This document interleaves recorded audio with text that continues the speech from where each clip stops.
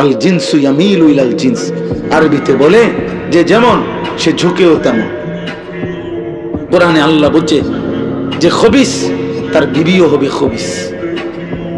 আল্লাহ তাআলা কোরআনে বলছে যে ব্যভিচারী জেনাকার পুরুষ তার স্ত্রী হবে ব্যভিচারিণী নারী।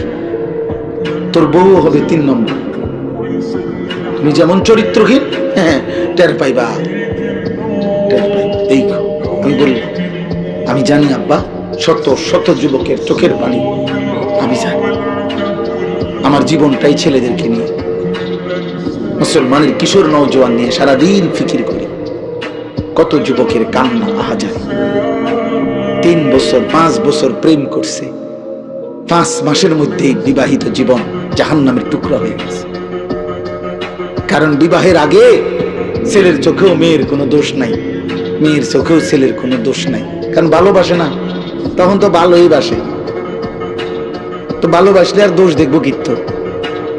তখন তো প্রেমের টাইম, তখন তো শয়তান সাথে আছে, তখন তো ইবলিস সাথে আছে।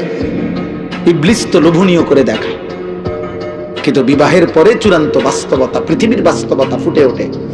তখন আর কোন গুণ দেখে না, উভয়ের দোষে দেখে, দোষে দেখে। কোন স্বামী যদি বাহিরে যায় আর স্ত্রীর ভিতরে যদি এটা থাকে যে তে বেড়াবো না আরেক বেড়ির লগে, তাহলে এই পুরুষটার জীবনের শান্তিটা কি?